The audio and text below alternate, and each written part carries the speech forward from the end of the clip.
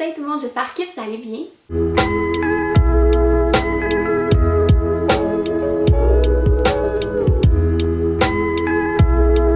Aujourd'hui, on se retrouve pour une vidéo assez spéciale que j'avais vraiment hâte de vous présenter.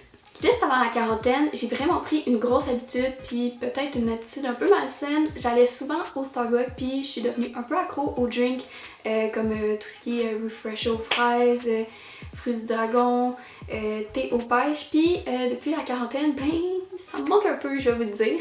Un soir, j'ai décidé d'essayer ma propre recette de refresh aux fraises et actually, j'ai vraiment été surprise parce que ça a quand même bien fonctionné. Puis je me suis dit, pourquoi pas partager ça avec vous parce que nombreuses de mes amies veulent aussi boire du Starbucks et tout. Les amis avec qui j'y allais justement. Puis je me suis dit, ben je vais faire une vidéo là-dessus. Donc voilà, c'est ça. La recette que je vais faire, c'est un refresher acai strawberry, en tout cas refresher aux fraises avec limonade. Et le deuxième, c'est un frappuccino au caramel.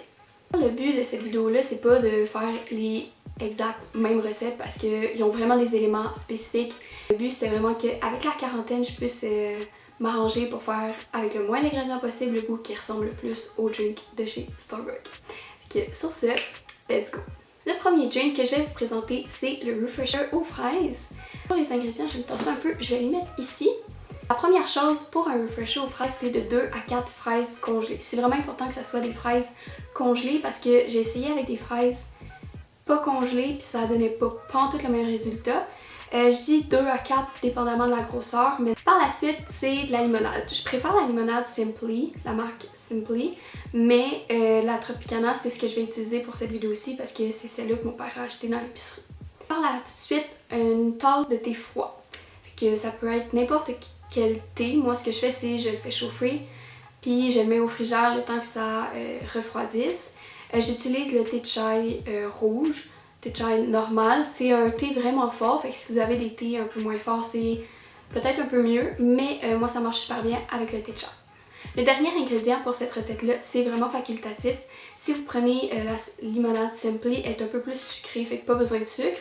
Mais sinon, vous pouvez en rajouter un peu plus. La première chose à faire, c'est de mesurer 1,5 tasse de limonade. Par la suite, il faut mettre cette limonade-là dans le blender. Moi, j'utilise un Magic Bullet.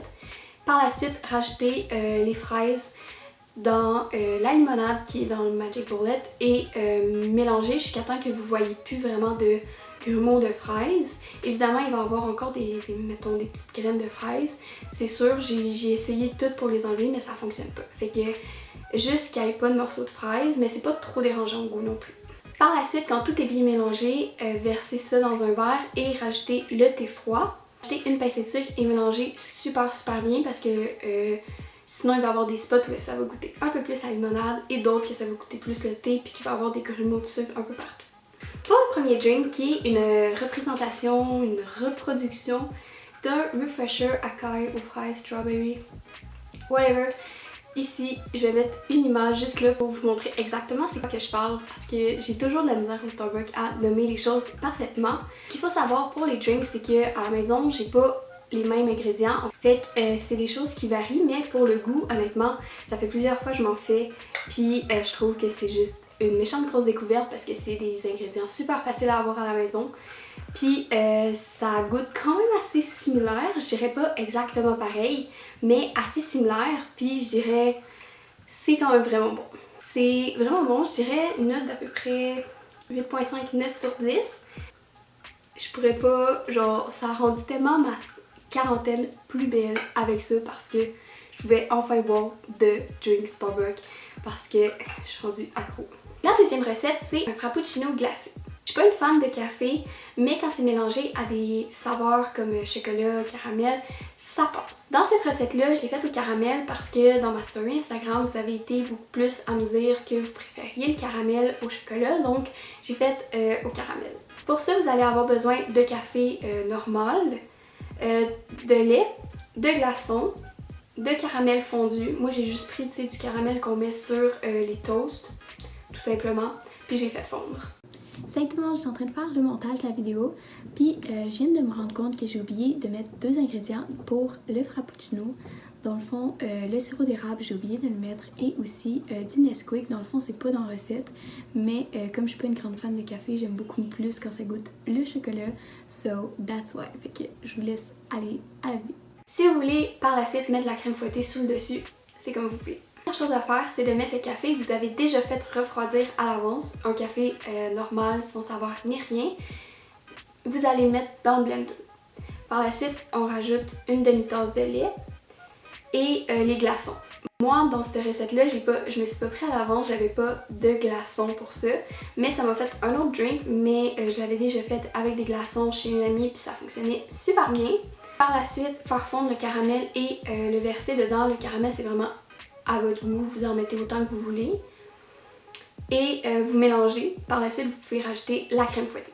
Vous avez votre résultat. Le deuxième drink, je voulais faire à la base un frappuccino au caramel. Par contre, je me suis rendu compte que j'avais pas de glace. Fait que je pouvais pas le faire. J'ai un peu cheat, on va dire. J'ai fait une espèce de café glacé. Dans le fond, vous avez vu les ingrédients. Par contre, ce que j'ai pas montré, c'est que j'ai rajouté un peu de Nesquik au chocolat parce que j'avais goûté avant. Ok, j'avais goûté avant sans Nesquik. Puis honnêtement, c'est bon, mais je suis pas une fan de café. Fait que pour moi, je me suis rajouté du chocolat un peu dedans qui goûte vraiment meilleur. C'est vraiment bon. Honnêtement, je suis pas une fan de café, puis je boirais. Puis c'est ça, ça goûte un peu le chocolat comme j'ai dit, vous pouvez en rajouter. Le caramel que j'ai utilisé, il goûte un peu, mais c'est justement ça qui est bon, c'est que ça goûte pas trop le caramel, ça goûte un peu le café. Moi je trouve que c'est super bon, puis ça se fait super rapidement, puis super bien à la maison. Fait que honnêtement, moi je dirais que juste parce que j'aime un peu moins le café, je dirais peut-être 7.5, 8, mais pour quelqu'un qui aime le café, il pourrait justement aller dire un 8, 9, legit 10. Alors voilà tout le monde, c'est déjà tout pour la vidéo, j'espère qu'elle vous a plu. Moi j'ai vraiment aimé faire ça, j'ai vraiment aimé découvrir ce que je pouvais faire avec les ingrédients de ma cuisine. Donc n'hésitez pas à me dire en commentaire si vous voulez que je fasse une partie 2, si vous voulez que je fasse d'autres vidéos de ce genre là. Donc voilà pour ça et nous on se revoit et on se reparle dans une prochaine vidéo. Bye!